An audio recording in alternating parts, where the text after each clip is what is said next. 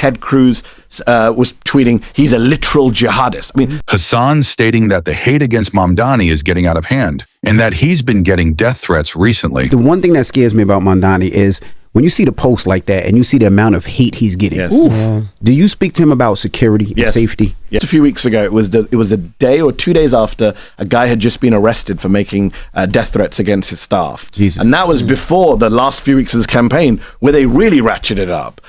This kind of radical Islamic commie. You see Ted Cruz was tweeting, he's a literal jihadist. I mean, let's just be clear to people watching. Trump said he hates Jews. I see somebody say he should be deported. Like it's 100%. They're putting up pictures of 9/11, right? They're using 9/11 against this guy who was, 9 years old on 9/11? Yeah, I'm not looking at that. Wake up New York. That's crazy. Michael Bloomberg funded the super PAC that did that ad with the picture of his face over 9/11. These people should be ashamed of themselves. Andrew Cuomo went on a podcast and laughed when the host said, well, he'd be cheering on another 9/11. Ted Cruz, I mean, it's so hypocritical. These Republicans spent weeks going on about Charlie Kirk, right? Last time I came on your show, I think it was the day before or the day of the killing of Charlie Kirk. We spent weeks of Republicans saying, if you say fascist, that means you're inciting hate again. If you call us a Nazi, you're going to get us killed. Look at your language. They have spent the last few weeks calling this guy a jihadist. I want to be clear to your viewers.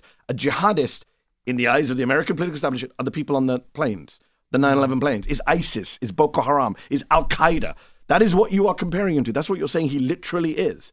Republicans have said one after another, he's a terrorist, he's a jihadist, he's a communist, he hates Jews, he hates America, based on nothing.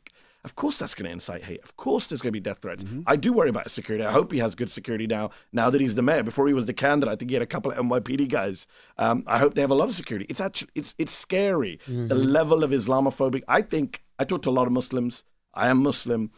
Wherever I go, I was in Texas at the weekend. Previous week, I was in California. Wherever I go and speak to Muslims, everyone agrees that the Islamophobia now is even worse than it was after 9/11.